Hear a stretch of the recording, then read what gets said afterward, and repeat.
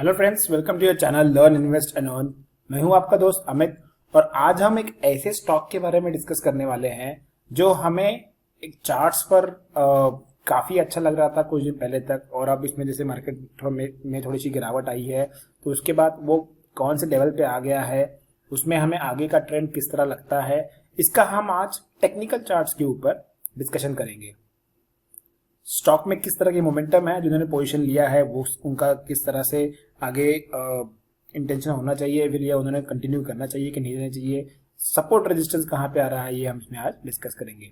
Video start करने से पहले मैं रिक्वेस्ट करूंगा उन व्यूअर से जिन्होंने अभी तक चैनल को सब्सक्राइब नहीं किया है, सब्सक्राइब बटन पर क्लिक करके चैनल को सब्सक्राइब कर लीजिए और बेल आइकन पर क्लिक करना ना भूलें, जिससे कि जब भी वीडियो अपलोड होगा आपको तुरंत नोटिफिकेशन आ जाएगा।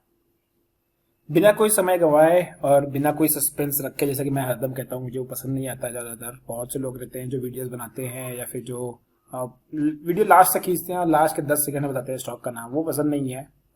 मेरा अपना अलग स्टाइल है। स्टॉक का नाम है बायोकॉन। बायोकॉन में अगर आप देखोगे डेली चार्ट्स के ऊपर, तो बायोकॉन में मैंने अपने इंटरडे वीडियोस में भी कहा था कि बायोकॉन इस लेवल के आसपास है जहां पर ये एक जोन में चल रहा है, और ये जोन में करीबन इसने अप्रैल मिड से लेके मई मिड तक निकाल दिया था। और अगर ये जोन ऊपर या नीचे जिस तरफ ब्रेक करेगा उस तरफ आपको एक अच्छी खासी मोमेंटम आते हुए नजर आ सकती है। थोड़ा जूम कर लेता हूं, आपको दिखने में समझाने में थोड़ी आसानी होगी। तो देखिए, ये लेवल ब्रेक होने के बाद इंटरडे के टाइम जब मैंने कहा था कि देखिए ये लेवल के नीचे अगर बायोकॉन आता है जो इसका इस कैंडल का लो बना हुआ है, तो यहाँ पर बायोकॉन में अच्छी गिरावट आ सकती है। ये कैंडल का करीबन 338 के आसपास का लो था। बायोकॉन मैंने खुद इंट्राडे के टाइम शॉर्ट किया हुआ है और मुझे अच्छा खासा मुनाफा हुआ है, चाहे वो इस लेवल पर हो चाहे वो यहाँ पर हो, मुझे अच्छा खासा मुनाफा हुआ है। इनफैक्ट इस दिन जो लास्ट ट्रेडिंग सेशन है, इस दिन बायोकॉन में भी एक अच्छा खासा मुनाफा हुआ है। लेकिन अब अगर मैं long term point of view से देखता हूँ तो बायोकॉन हमें क्या नजर आता है, यहाँ से कैसे नजर आता है, कहाँ जा सकता है, ये बहुत लोगों के क्वेश्चन होंगे। तो हम लोग, जैसे कि मैं अपने हर वीडियो में कहता हूं, जो मैं पोजीशन बनाता हूं, कि हमें चार्ट देखने का नजरिया चाहिए अलग अलग एंगल से। हम लोग बस एक तरह से चार्ट नहीं देख सकते हैं, हमें चार्ट अलग अलग एंगल से देखने पड़ते हैं। सपोर्ट रेजिस्टेंस अलग अलग एंगल से देखना पड़ता है, वीकली है, मंथली है, डेली बेसिस पर है। जो शॉर्ट टर्म कर रहा है, जो स्विंग ट्रेडिंग कर रहा है, वो आवरली चार्ट देखते हैं, उन्हें आवरली चार्ट से ही इंफॉर्मेशन मिल जाती है। अब बायोकॉन पे हम लोग सबसे पहले देखेंगे कोई इंडिकेटर बिना लगाए हुए हमें चार्ट किस तरह नजर आ रहा है। स्टॉक ने यहां से चलना चालू किया, स्टॉक इस लेवल तक गया, यहां पर स्टॉक ने कंसोलिडेट किया। करीबन मैं कहूंगा कि 3 से 4 हफ्ते स्टॉक ने यहां कंसोलिडेट किया, और 3 हफ्ते स्टॉक कंसोलिडेट करने के बाद स्टॉक यहां से अभी नीचे आया। अब यहां से स्टॉक ने नीचे गिरना स्टार्ट किया, और यहां पर देखिए एक आपकी कैंडल बनी है, स्पिनिंग बॉटम टाइप की कैंडल बनी है। हालांकि ये थोड़ी बड़ी है, इसमें वीक्स थोड़ी बड़ी बनी है, लेकिन ये एक इंडिकेशन हो सकता है कि शायद स्टॉक यहां से रिवर्स करने का ट्राई करे। देखिए, जो भी एनालिस्ट हो, चाहे जो भी आपका स्टॉक का टेक्निकल चार्ट एनालिसिस कर रहा है, वो लोग सिर्फ अपने अंडरस्टैंडिंग के, अपने एक्सपीरियंस के हिसाब से, अपने नॉलेज के हिसाब से प्रेडिक्ट कर सकते हैं। कोई भी चीज आप, कोई भी बंदा या कोई भी एनालिस्ट आपको डायरेक्टली ये नहीं बता सकता कि अब इसमें इस तरह की मूवमेंट होने ही वाली है। ये मुश्किल है, ये करीब करीब नामुमकिन के बराबर है। जितने भी एनालिस्ट होते हैं वो अपने हिसाब से, अपने नॉलेज के हिसाब से, अपने एक्सपीरियंस के हिसाब से चीजों को प्रेडिक्ट करने की कोशिश करते हैं। तो अब यहाँ पर देखिए, स्टॉक 370 के आसपास से नीचे आते आते करीबन 320 तक आ गया है, और 320 तक आ गया है। तो यहाँ पर जो कैंडल फॉर्मेशन हुआ है, इसके ऊपर से हमें लगता है कि यहाँ से एक रिवर्सल का चांस बन सकता है। कंडीशनल ये है कि ये 340 के ऊपर ट्रेड करना स्टार्ट करे और वहां पर क्लोज दे। तो ये तो हो गया एक साइन। अब हम दूसरे एंगल से देखते हैं स्टॉक को। अब मैं अगर इसको देखता हूं फिबोनाची रिट्रेसमेंट के हिसाब से, तो देखिए यहाँ पर फिबोनाची रिट्रेसमेंट क्या होता है कि यहाँ पर हमने जो प्रीवियस लो है, जो प्रीवियस लोएस्ट लो है, वहां से लेके हमने इसके हाई तक का एक मार्क किया। अब ये मार्क करने के बाद फिबोनाची रिट्रेसमेंट आपको क्या बोलता है कि कोई भी स्टॉक अगर वन डायरेक्शन में चल रहा है और वहां से अगर वो यू टर्न लेता है, तो उसका फर्स्ट सपोर्ट या रेजिस्टेंस कहां तक आ सकता है। कई बार आपने सुना होगा कि टेलीविजन पर या कोई वीडियोस में बहुत लोग कहते हैं कि 35 से 38% के आसपास या 33% के आसपास रिट्रेसमेंट होता है, और उसके बाद जो सेकंड लेवल ऑफ रिट्रेसमेंट होता है वो 50% है, और फिर तो थर्ड रिट्रेसमेंट होता है वो 61, 62 से लेके 66, 67% के आसपास तक होता है। तो ये वही है, इसमें कोई नई चीज नहीं है। अब अगर मैं फिबोनाची रिट्रेसमेंट पर देखूं तो स्टॉक देखिए अपने लो से इसने अपना जो हाई लगाया है वहां से स्टॉक अगर रिट्रेस किया है तो स्टॉक ने ऑलमोस्ट अपना 38% जो इसका है 317 के आसपास है, और स्टॉक ने लो कौन सा लगाया हुआ है, स्टॉक का लो है 320 का। तो ये ऑलमोस्ट आसपास अपने फिबोनाची रिट्रेसमेंट के जो फर्स्ट इसका सपोर्ट है यहाँ तक ये आ गया है, और यहाँ से इसने आने के बाद एक कैंडल बनाई है। अगर ये इस रिट्रेसमेंट को या फिर ये 38% की जो रिट्रेसमेंट लाइन है, ये सपोर्ट लाइन है, इसको अगर ब्रेक करके नीचे आता तो फिर मैं एक्सपेक्ट करता कि ये 300 के लेवल तक आ सकता है, जो फिबोनाची रिट्रेसमेंट के हिसाब से भी सही लग रहा है, प्लस एक साइकोलॉजिकल होल नंबर भी है। तो कभी भी कोई भी स्टॉक एक साइकोलॉजिकल होल नंबर के आसपास आता है तो उसमें आपको एक रेजिस्टेंस या सपोर्ट की एक ज्यादा संभावना बन जाती है, क्योंकि वो एक साइकोलॉजिकल लेवल है, होल नंबर होता है, होल नंबर का कुछ अलग ही वर्किंग होता है स्टॉक मार्केट में। तो ये था दूसरा रीजन जिसकी वजह से मुझे लगता है कि यहाँ पर स्टॉक एक रिवर्सल की कोशिश कर सकता है। अब हम देखते हैं इसको मूविंग एवरेजेस पे कैसे लगता है स्टॉक। तो मूविंग एवरेजेस पर मैं अभी फिबोनाची रिट्रेसमेंट निकाल देता हूं।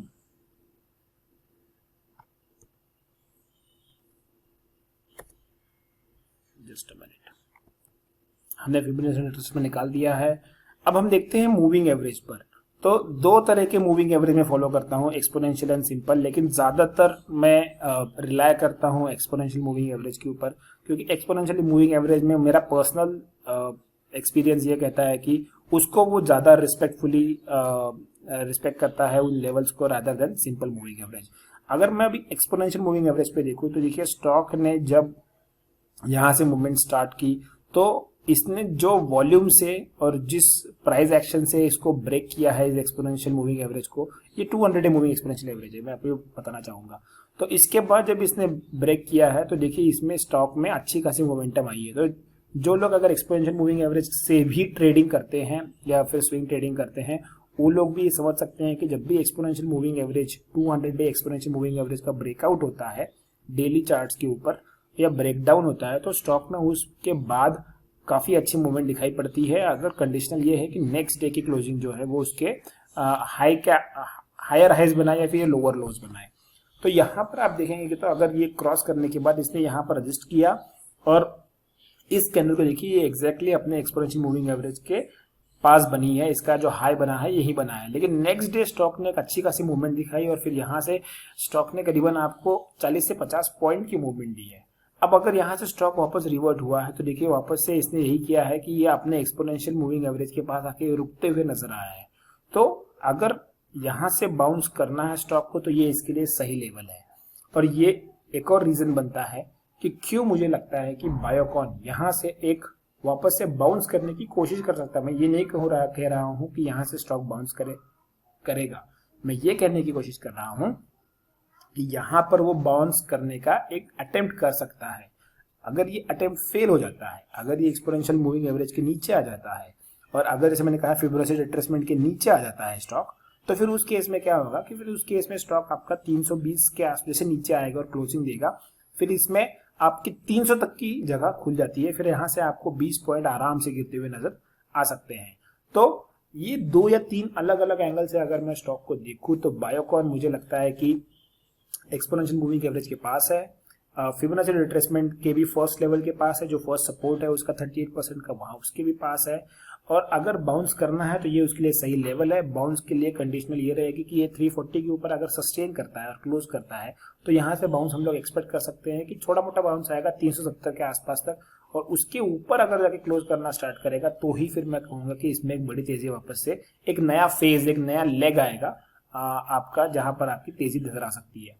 वेरएस अगर मैं वाइस वर्सा देखूं स्टॉक को तो 320 के नीचे अगर क्लोजिंग होती है और वो सस्टेन करती है तो फिर इसमें आपको 200 डे एक्सपोनेंशियल मूविंग एवरेज का ब्रेकडाउन नजर आएगा, आपको फिबोनाची रिट्रेसमेंट का भी ब्रेकडाउन नजर आते हुए नजर आएगा, और फिर उस केस में आपकी फॉर सेफर साइड में कहूंगा 315 के नीचे आ जाइए तो वहां से फिर आपके 15 से 20 पॉइंट की जगह खुल जाती है जो नीचे की तरफ आ सकता है। तो इस तरह से हम बायोकॉन को एनालाइज कर रहे हैं टेक्निकल चार्ट्स के ऊपर। हमें लगता है कि इस तरह का मूवमेंट एक्सपेक्ट है। देखते हैं क्या आगे कैसे होता है, किस तरह से हमारा एनालिसिस जो है वो सही होता है या नहीं होता है। अगर आपको वीडियो पसंद आ रहा है तो वीडियो को लाइक कीजिए, कमेंट कीजिए जो भी आपको लगता है कि चीज़ें मैंने इसमें मिस कर दी है या फिर जो आपको चीज़ें पसंद नहीं आई हैं। और अपने फ्रेंड्स और कलीग्स के साथ शेयर करना ना भूलिए वीडियो को, क्योंकि वो बहुत इंपॉर्टेंट है। बहुत से लोग हैं मार्केट में जो किसी और के टिप्स और इस पे ट्रेडिंग करते हैं और अपना हार्ड अर्न मनी जो है वो खो देते हैं। मैं कहूँगा लॉकडाउन का पीरियड है, अच्छे से इस टाइम को यूटिलाइज कीजिए, समझिए मार्केट को, लर्न कीजिए और उसके बाद ट्रेडिंग कीजिए। आपको जो प्रॉफिट मिलेगा ना, उसकी खुशी कुछ अलग ही रहेगी। Okay friends, thanks for watching the video. Keep learning, keep investing and keep earning.